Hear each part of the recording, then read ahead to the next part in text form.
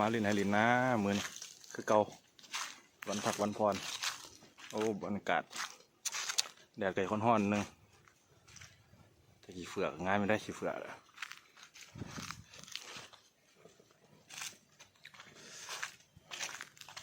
มาสิบเบ็ด กับอ้าย2 คนหากิจกรรมเฮ็ด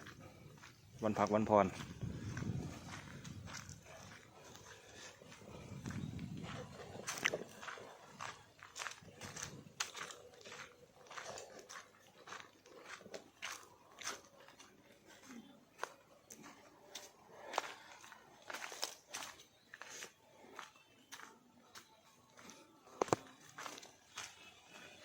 ตีไข่พันแตกเนาะยังไม่ได้ตีแตกวันนี้แตกบาทเลยตีไข่แตกไม่ได้ตีแตกบาทเลยสิบ่ได้ซื้อไข่มาตีเหรอ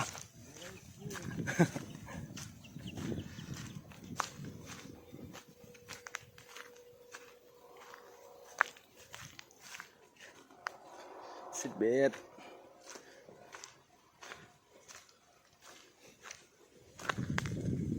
ได้บ่ได้ยังหูเถื่อ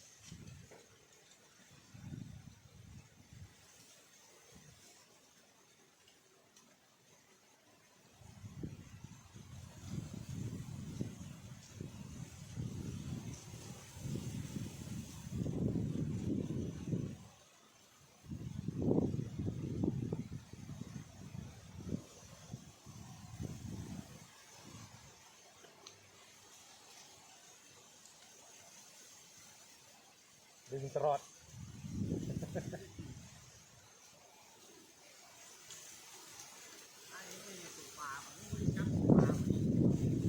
จะได้ปลาตัวนั้นนะเนาะจะได้ขนาดด้วยจะได้หลายเลยอันนี้น่ะต้องนะมีแล้วตักน่ะตัวใหญ่เอาขึ้นไม่ได้เนาะ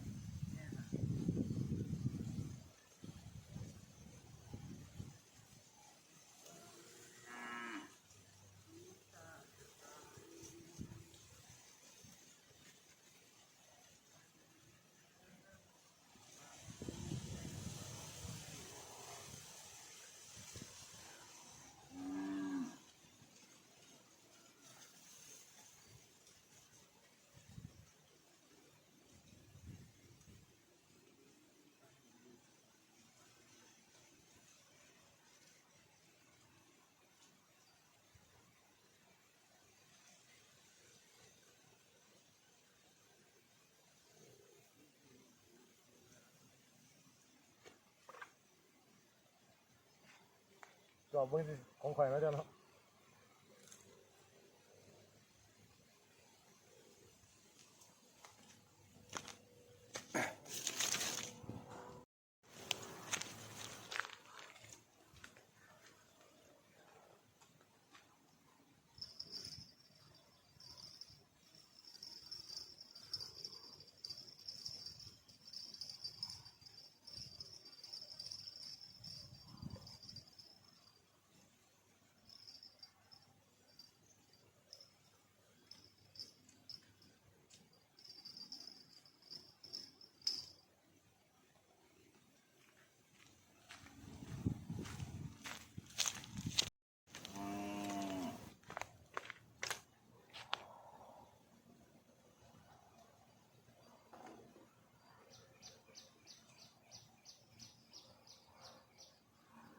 ป่ามันอิ่มแล้วบ่ป่านี่กระต้อเนี่ย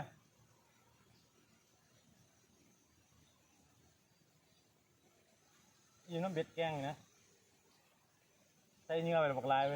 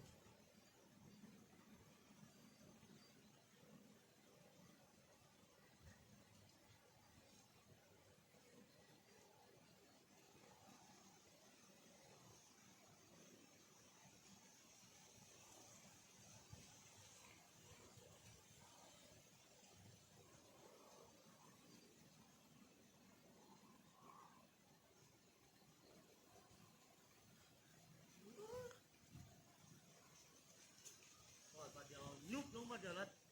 ขึ้นแล้วละดึงทำคันเทนทำอะไร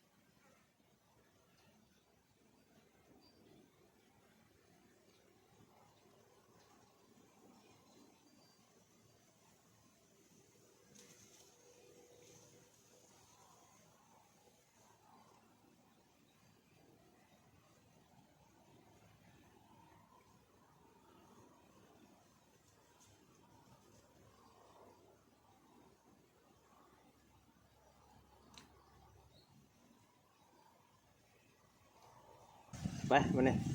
ดังไฟ ไปตั้งตาตามมา ดังไฟปิ้งรอถ่าคนเอาตำหุงมาส่งพักผ่อนพี่น้องสวยแล้วบ้านเราเริ่มมากินเวลาอากาศก็เริ่มร้อน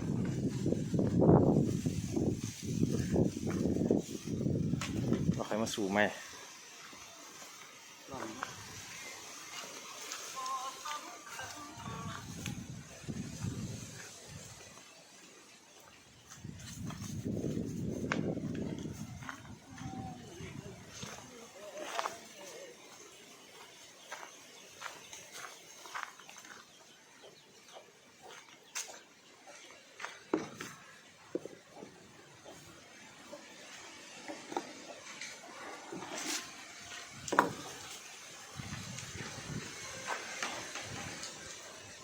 ดังอยู่ใกล้นี่แหละเลย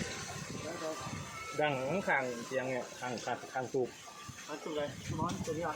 ผมบอกมาให้ ดังฟังน้ำมือแล้วจะไปกินบุลง ข้างนี่เหรอ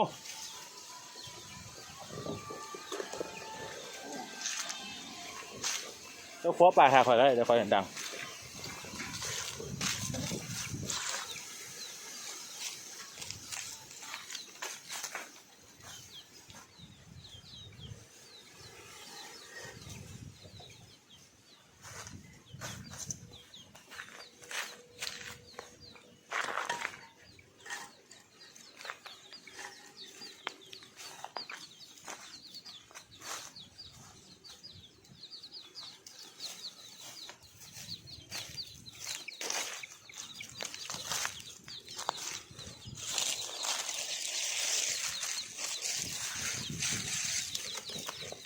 ดังไฟปิ้งป่าบาดเนี่ย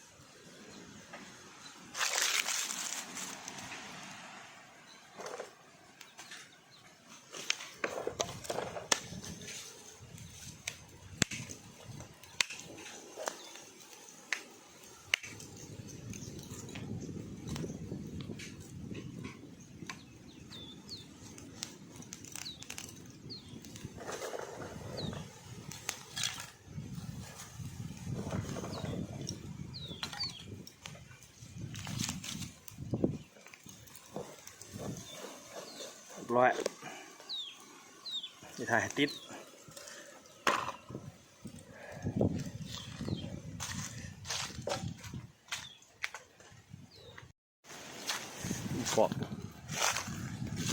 กรอบใส่ตำมะพุ้งมีอยู่บ่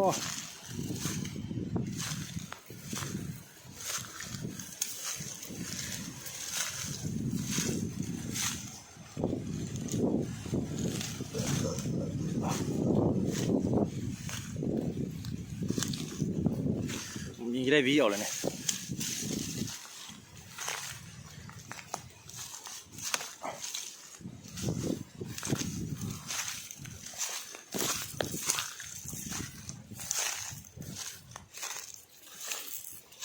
ไอ้ต้นมันนะมะกอกหมากตัวอยู่สูง บังสีได้บ่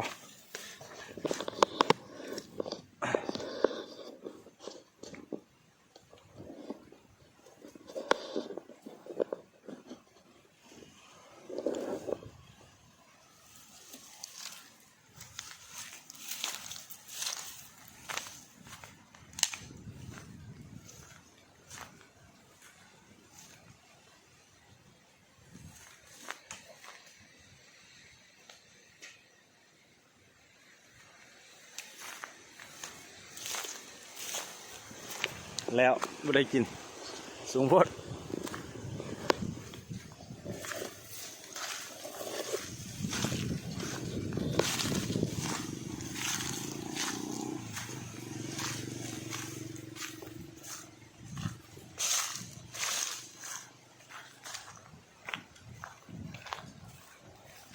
มันก็ทั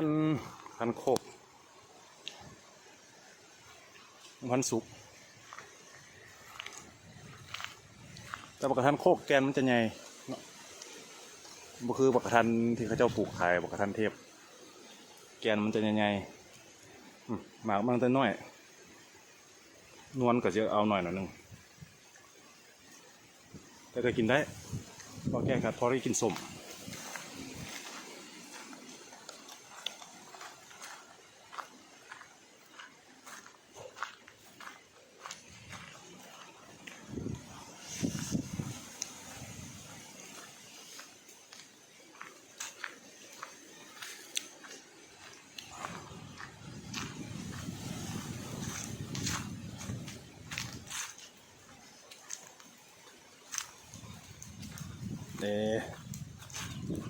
ทานเขาก็เริ่มกล้าแล้ว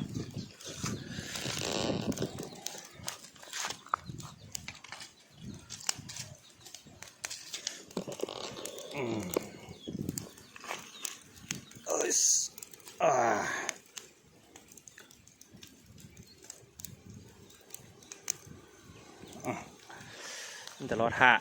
มันใกล้อีกหน่อยนึงปลามาปิ้งหวานนี่นะนั่นแหละน้องชื่อว่าอยู่โคกกับโบแมนแล้วเพราะว่าแล้วความสิวิไลเขามาเนาะจากธรรมชาติที่เคยมีมันก็จีลดน้อยลงมันก็มีทั้งข้อดีแล้วก็ข้อเสียข้อดีก็คือว่าถนนหนทางอาจจะไปฮอดไปถึงแต่เก่ามาให้มานะโอ้ยได้ขี่รถตอกๆมา 2-3 ชั่วโมงบัดนี้ขี่มากับมือเดียวเนาะขี่รถจักรมา13 นาทีก็ฮอดแล้วแต่มันก็ขี่มาพร้อมกับคือว่าทั้งเสียงดนตรีอย่างต่างๆเนาะเสียงรถเสียงล่างเราเรื่องการหาอยู่หากินก็สิยากคนเก่าเนาะเพราะว่าเราเรื่องของจักรของงานเข้ามาสัตว์สาวาสิ่งมันก็ถือมันก็ไม่อยากอยู่นั่นแหละเนาะมันก็แบบธรรมชาติเนาะสัตว์ธรรมชาติการหากินหาอยู่ของประชาชนก็สิยากแน่หน่อยนึงเนาะแต่นั่นไหนก็ยากเนาะมีแต่ปรับสภาพไปตามสภาพความเป็นจริงนั่นแหละเนาะปลาเขากับปิ้งแล้วตัวน้อยตัวแย่เนี่ยปนกันเนาะอันที่เลือกไอ้ตัวแย่คือจะไม่ได้กินพี่น้องไงเห็นแล้วเลยเลือกลายไม่ได้กินจ้อยแบบคนว่าแหละเลือกอยากกินลายได้กินเขาก้อยอยากกินอะไรได้กินเขาปูมือเขานะปลามันเป็นปลาหนองเขาเลี้ยงนะเครื่องธรรมชาติเกลือกับไม่ได้สูบเกลือโดนเกลือเท่านึงต้องตัวน้อยแน่มันก็บอทอปลามันที่ขายน้ำตลาดเพราะอันนั้นเขาจะเลี้ยงขายเขาจะเล่งแต่ว่าเป็นความแซ่บรสชาติมันก็สิต่างกันขันวันพอไปกินอยู่แล้วตัวน้อยยางลอยผลไม้แล้ว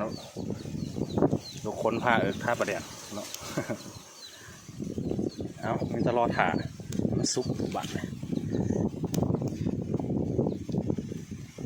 มาเด้อกินข้าวพี่น้องอยู่ไฮยูนา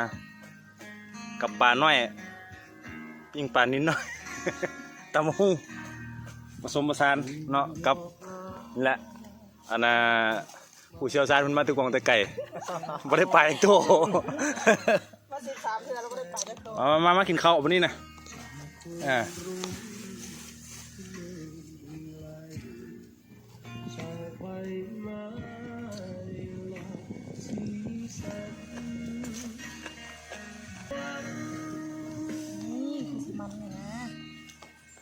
านน้อยปานน้อยกับทางเจ๊ปุ่นเดินทางมาแต่บ้านนั่นมาเวียกกับเวทมื้อนี้ แล้วเวียกแล้วเนาะเอาคิดว่าเวียกเวทสนุก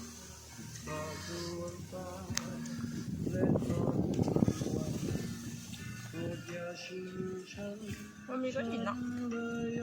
ก้อนหินน้ำมาหุ่นเลยเฮ้ยกลัวบอกพี่ออกเลยไม่ได้กลัวฮะนะ ไม่ได้กลัวด้วยโอ้ ลืม ดูใจนี่ ใช่นะ ไม่ได้เลยค่ะ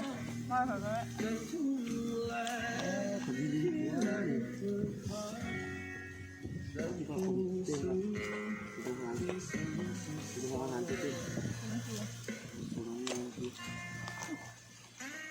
ที่เรียนบนหัวอาหาร5 โลได้ปลาหางกีด ไม่ได้ข้าวหัวอาหารใช่ไหม ไม่ได้ทางหัวอาหารครับ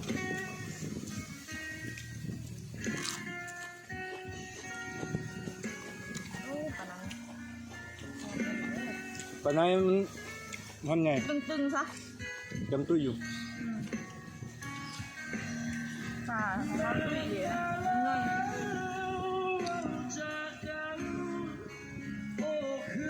เงิน บรรยากาศจะมันได้ครับลมพัดวีได้ว่าขี่รถมากี่กิโล เพลงกับเขาจังหวะขนาดนี้ซ่าๆใช่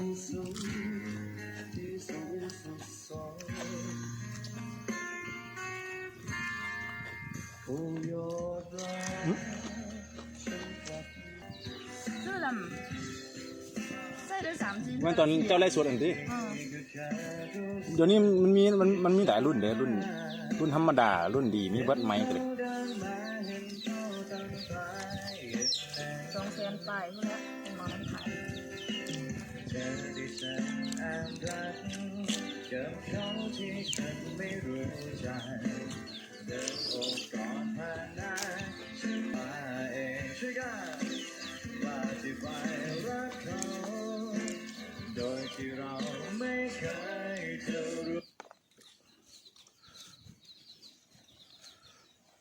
หัวป่าน้อยสี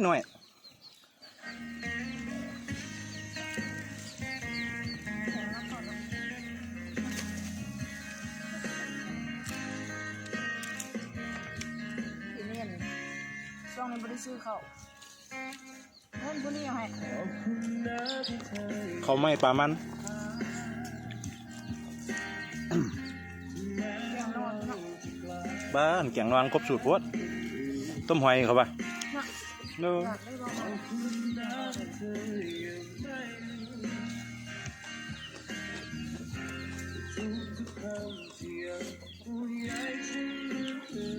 ไว้ตาบอกเห็ดจืดๆนะเห็นก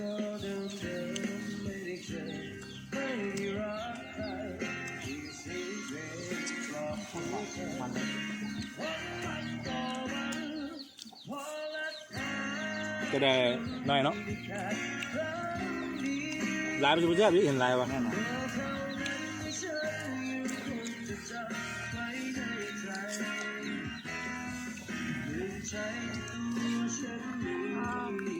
ค่ะโอ้ยจะกินปลาแซ่บน้ำกระไรเด้อได้เดี๋ยวพอดีเป็นตัวต้มไก่บอลหนาแห้งเป็นแบบวิ่งครับ โอ้จะลายใส่เอติกเนาะมันก็ลายตายไปแล้วจ้ะ เ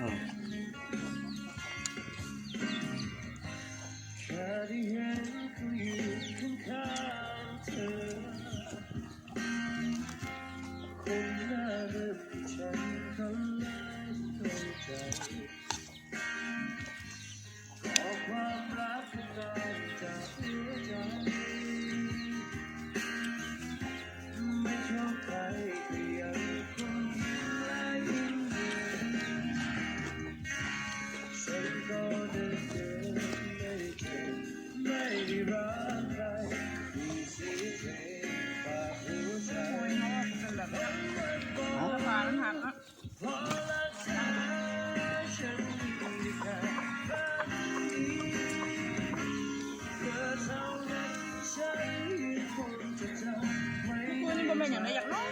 นอนบ่ได้เมากันแถวบ้านเนี่ยนอน 2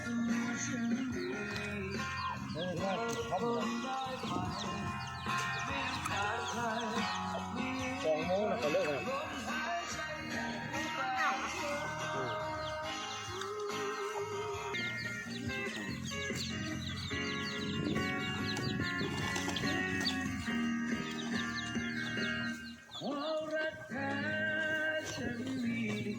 ข้ามหน่อยไปก้านดิเสร็จ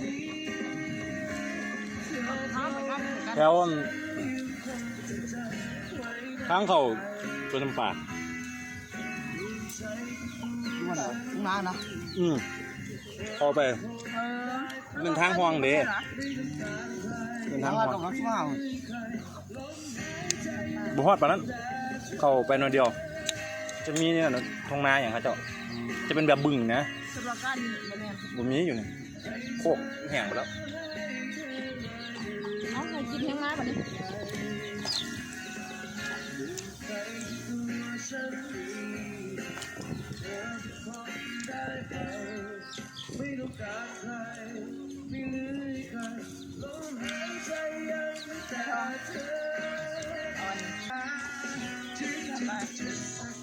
มันไม่หวาน ตั้งใจขนาดนั้น รู้ได้กินแบบนี้ อิ่มบัดนี้พี่น้องเลยแต่ว่าทางผู้เสือเหลือง2 คนเพิ่นนี่ว่าโธ่สมเพิ่นว่าอยากอีหลีเพิ่นว่า ลงแต่เศร้า นุ่งเสื้อบ่ได้นัดกันมาเด้แต่ว่าสีเดียวกันนี่สิบังเอิญโอ้ธรรมชาติมันได้อีหลีพี่น้องเบิ่งแม่นี่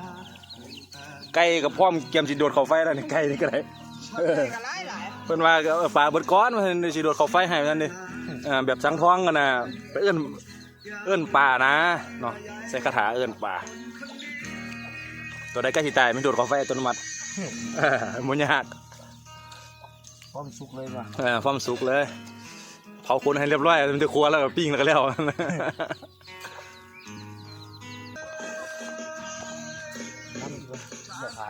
เอาอาติบเข้าวันนี้นะ